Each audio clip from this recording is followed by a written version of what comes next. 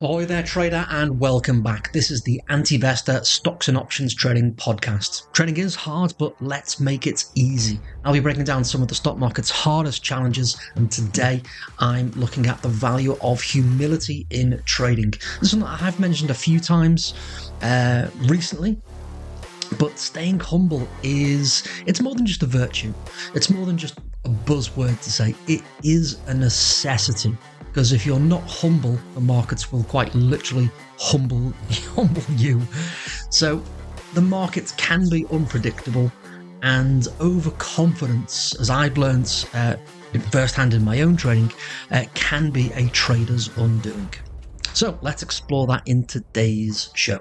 Welcome to the Anti-Investor Stocks and Options Trading Podcast, where we talk about what really works and consistently wins at trading the financial markets. My goal is to give you the right tools, the correct rules, the software to assist you, a community to support you, and if you will allow me to be a mentor to show you the right way so that you get real results in the fastest and smartest possible way. Now then, humble approach keeps traders grounded. It sounds like a fancy mouthful, and as with most things in trading, can be summed up very, very quickly. Stay humble, be humble. Humility is crucial, and it's going to help you with several facets of trading that we've already spoken about and what we will be talking about in this series of trading tips. But it also will help you with continuous learning. So if you've got an open-minded approach and being humble to know that you don't know everything about the markets, then it allows you to have an open mind and to continue to learn. So humility, it is crucial, and there's lots of different facets to this. Some are going to be relevant more than others, and they're going to be relevant more than others depending on the type of person you are. Sometimes this comes natural, and sometimes you have to work hard at it. And it really comes down to the personality of you as an individual. But it will help you avoid complacency, continuous improvement, and adaptation to the market environment. Again, it's very easy to, be complacent on a series of win after win after win after win. You hit a streak and you get used to it and you get relaxed and think this is the normal. And the reality is that it can kick you in the shins very, very quickly. Inevitably, a lot of new traders will increase position size quite dramatically on the back of a winning streak. And Murphy's Law dictates that anything that can go wrong will go wrong, and it will go wrong at the worst possible moments. And it's usually after you've significantly increased position size, and then that's when the market's going to turn. The environment's just not quite going to be right for the strategy that you're following at that moment. And then you start second guessing, you get derailed, you might start to compound losses. And there's all sorts of things that can go on after that. It's a very quick downward spiral. But it all starts with avoiding that complacency. So you need to be humble to the markets, and again, it's going to keep you risk aware. Again, having some humility to know that not every trade's going to be a winner, just like every other business in the world. Not every customer comes in and buys one of every product in every size every day. It doesn't happen. It's not realistic. But for some reason, in the world of trading, new traders, and to be fair, some even well-established traders, think that every trade that is placed is going to be a winner. And because of that, don't have any awareness of risk at all. So it's going to help you foster a realistic understanding of the risks and the unpredictabilities of the market environments. Learning from your mistakes as well. Again, you've got to learn from errors that you make, and to be fair, learn from the wins as well. What can I do more of? What can I do less of? Is something that I used to use in my after action reports or after trade reports. Again, after every trade, at the end of the day, at the end of the week, I would go, how can I do more of that? Or if I had an adverse experience, I would say, how can I do less of that? And a lot of my trading evolved from the viewpoint of, I cocked up somewhere and I would say, okay, I didn't like that. I didn't like the way it made me feel. So how can I do less of that? And a lot of the rules that I have evolved just from that mindset of, okay, how can I do less of that so that I can learn from my mistakes and adapt very, very quickly from the losses and the wins for that matter. rather than just dismiss them because of overconfidence. I've spoken at length previously as well about this overconfidence element, and keeping a trade journal is going to help you to track these things as well. Some of the dangers of overconfidence, again, it's going to lead you to ignoring risk, basic risk management principles. Don't bet the farm. Again, we've spoken about this in a separate episode. Don't take unnecessary risks. Don't bet the farm. Don't bet someone else's farm. Don't use leverage money. All these things, lots of do's and don'ts. But don't ignore the fact that, with one silly error, you can spiral into several errors very, very quickly and blow up your accounts. And it's a well-known fact that many traders lose their entire accounts in a very short space of time. And depending on the broker, they will actually put these stats, again, depending on the country rather, they have to have these facts and figures on their homepage. In the UK, for example, they have to have the number of traders who don't make it work, and it's usually around 67 and all the way up to 85-90% of traders lose money with the brokerage. And it's not the brokerage fault, they've just got to state these facts. But 65 to 85% of traders are gonna blow their accounts up. Again, there's a little bit of a variance in the numbers because it will vary from broker to broker as to what they're publishing, but around 2/3 of the people blow their account up in usually about 3 weeks. 3 months. It's a very short space of time that this can happen, and it's because of overconfidence and undereducation. Again, all the cousins are not understanding the market's conditions or volatility, not understanding brokerage orders, for example, overestimating your abilities. It can easily cause neglect of your financial situation, and it just prevents you from this continuous learning.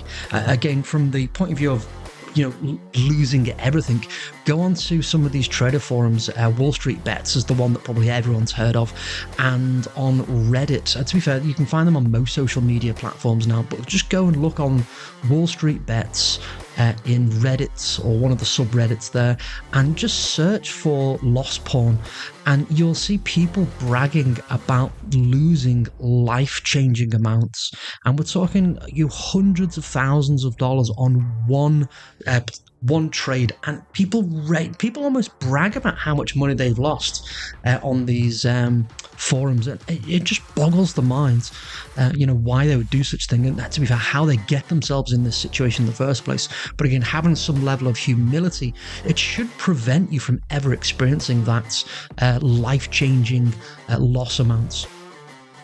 Now, some non-conventional aspects of trying to be humble, essentially.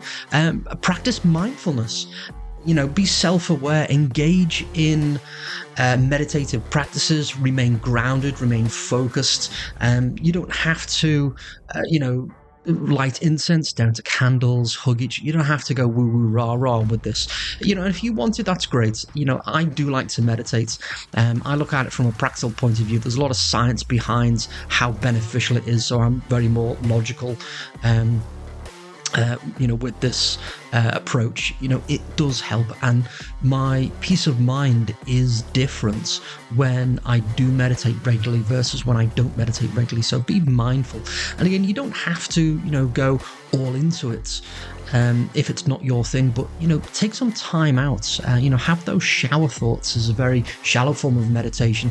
Do reading when you are turning pages, page after page after page of a novel, for example. That's a very shallow form of meditation. So you'd be surprised at the different ways that you can meditate and just, again, be mindful of your situation and give yourself a little bit of peace of mind and allow your brain to rest, essentially.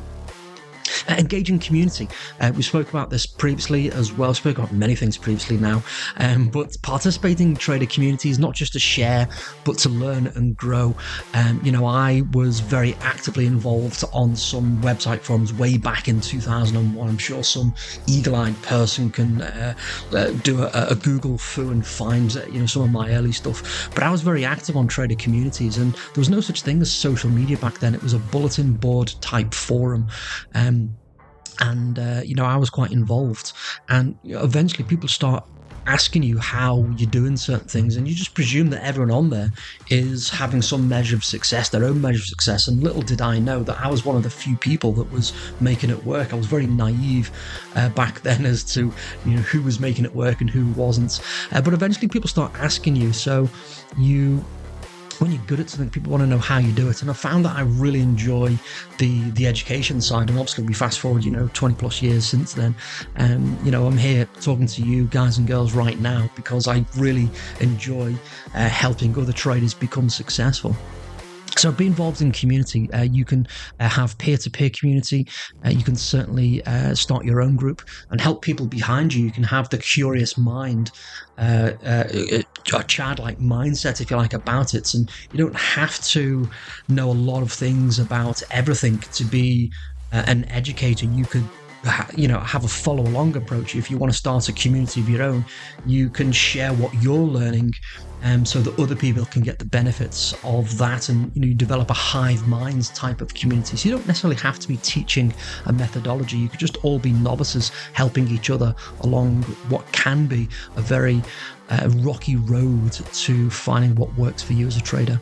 And that will help with cross-discipline learning. You can obviously explore fields and get different angles and perspectives because of that. But you can also look at different fields of trading. Again, one of the things with trading is a lot of the sciences and technology industries get brought into the trading world. Chaos theory gets touted around. A lot of science gets brought into. I remember one of the early jobs, one of the few jobs that I was actually working in the industry was for a black box software company. The owner of that business used to work for ICI as a mathematical engineer. His job essentially was to work out the mathematics for efficient gas venting, and he needed data to explore the theoretical model. So what he used is he downloaded stock market data at the time so that he had a lot of data to pump into this mathematical model just to kind of pull the levers on it. And it turned out that it was finding support and resistance as if it was venting gases or finding the efficient route, the line of least resistance. It was very, very interesting model, far beyond where I'm capable of. But, he used this PhD in mathematics that brought the mathematics behind chemical venting, that was his speciality, into the field of the stock market and made it work. And you don't have to, be a finance person. You can certainly bring other areas of expertise. There's a lot of transferable skills that overlap from one industry to the next. So you can have this cross-discipline learning to give you a broader perspective and avoid a lot of tunnel vision. And you'll also get it as a byproduct of having community engagement. You'll get that as a byproduct because everyone's got different perspectives and different experiences. And even though you're all looking at the same thing, or maybe you're all following the same strategy, then everyone gets a different perspective. I just had a recent, not necessarily a revelation, but a different twist put on the latest strategy, our daily SPX income system. And one of my students basically made a comment because he's a programmer at heart. He was able to put a different perspective on the strategy that allowed us to go and refine the code of the engine that helps with some of the automations that we use to fire off the signals and alerts. And it just put a different perspective on it that allowed us to optimize it and generate greater profitability.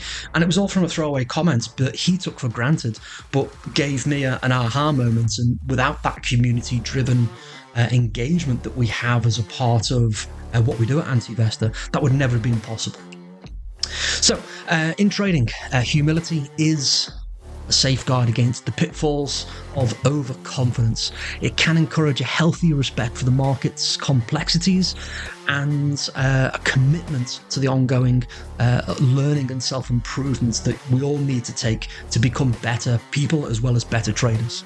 So by integrating both conventional and non-conventional practices, the trader, new traders, experienced traders alike, they can foster this humble approach that ensures that they remain vigilant, they're adaptable, and ultimately more successful as a trader over not just the short term and being short term lucky, but being long term successful at this trading lark.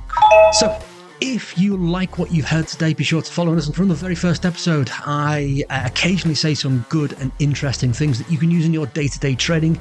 Go right to the beginning. I map out my one of my favorite trend trading approaches as a part of my money-making strategies. I will get round eventually, for the long-time listener, to doing the SPX system. I'm just going to finish this series off and we'll get right to it. But if you'd like to learn more about my trading and mentorships and you can't wait until then, head over to antivestor.com, or you can shoot me an email to phil@antivestor.com and let's start the conversation. I've always got time for serious traders. What I do is not right for everyone, but at the very least I'll always point you off in the right direction after that conversation. So that's all for today. Thank you for giving me your time, your attention, making me a part of your regular routine. A wonderful day, and as always, toodaloo trader, bye for now.